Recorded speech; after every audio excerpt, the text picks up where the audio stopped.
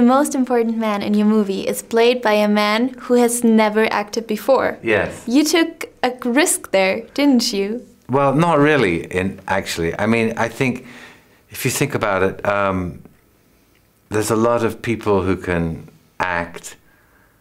There are very few people who can play the violin to the virtuoso standard that you need to for Paganini.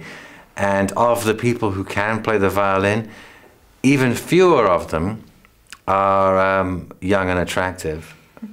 So it starts to narrow it down a little bit. You know, I mean, I don't see how you could make this film without somebody who could really play, because what would you be looking at? It's like Fred Astaire making a film about a dancer who can't dance. What would be the point? The film is all about what he does as Paganini, and if you can't do that, then really, what would the movie be? It would be, you know, don't see the point, kind of. Was kümmert mich das Jenseits? Es gibt nur das Hier und Jetzt, und ich sage, lasst uns die Welt im Sturm erobern. Yeah. Was it fun to play with the myth that surrounds Paganini? Well, yeah, I think the Paganini myth is that he sold his soul to the devil. And in the film essentially presents that as being factual, although of course it's part of Paganini's myth. And I think, for me, if you're making a biography of somebody, to make a film which says this person was born, they did these marvelous things and then they died, it's not much of a story. So for me, the way into the story was to do it as a kind of version of Faust. And I think that Faustian bargain that Paganini makes is the Faustian bargain that all rock stars make, in that sense. Give me everything, give me all the success, give me all the women, give me all the money, give me the adulation, and you can, yes, and take my soul. And of course, like anybody, as soon as they have all that stuff, it's worthless, and they regret it. But that of course is the story of Faust, and that's why Faust is such an enduring myth as well.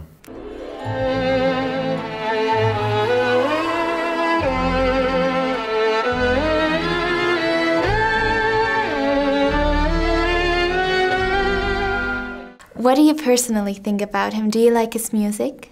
Do you listen to his music? Paganini? Well, I think, for me, what's fascinating about Paganini is that he was really the first rock star. He was literally the first rock star, in that he was the first musician to earn money from touring. Before that, all musicians were either servants in somebody's house, or they were employees. They weren't out there kind of being adulated in that way. So in that sense, he was very, he represented something new.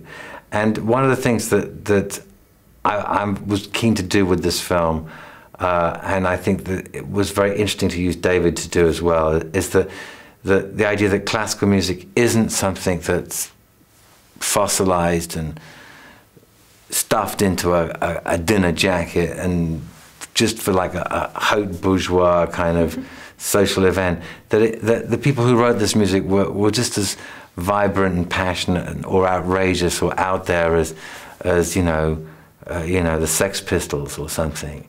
And in that sense, Paganini was part of that, and that's why he was considered outrageous. He was considered something that was, you know, there was something almost dangerous about it. And I think it's very good to try and bring that kind of music, which exists outside of time, really, and outside of its culture, to show it in a way that people can actually see it fresh and relate to it, because it's not just that music, but a lot of the music from that period, which is really kind of transcends its time and its period, and I think you have to kind of somehow show young people, as much as anything, that it's not something academic, something that they're forced to listen to at school, or somehow it's shoved down their throat.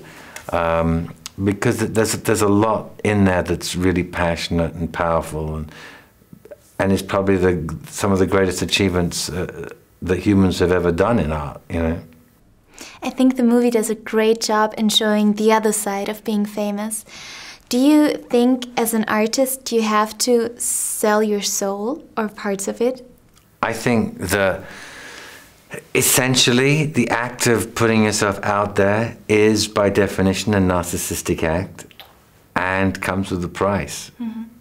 And I think anyone who thinks that's not true doesn't really understand. Yeah, you can protect yourself and you can like tell yourself it's not true, but the moment you believe the adulation of the crowd, you're finished. Do you think it's worth paying the price to do what you love? I think you have to be vigilant or you will be destroyed. Mm-hmm. I mean, you know, as was people like Michael Jackson, it always seemed to me a very good modern parallel for the story of Paganini. Someone who was phenomenally talented, almost supernaturally talented, and yet at the same time, the audience, as much as they love him and they adore him and they worship him, they also want to destroy him. Because there's a kind of, it's almost offensive in a way to see somebody that brilliant. In a way, you want to see them fail too. Mm-hmm. And I think that was true of Paganini as it was true of Michael Jackson. And that kind of almost violence of the audience fascinates me. I mean, it's different, I think, if you're a director because you're not publicly out there in the same way.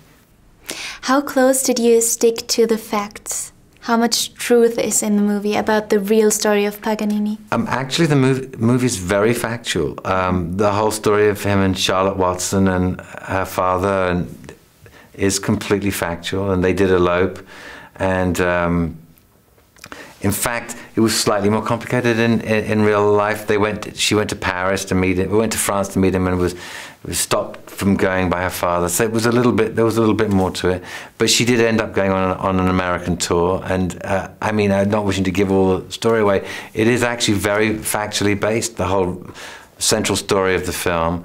And they're all real people who really existed. And so the only thing, of course, is, did Paganini actually sell his soul to the devil? Well, no less a person than the Pope thought so, because he refused to allow Paganini to be buried in consecrated ground because he said publicly he'd communed with demons and magicians. So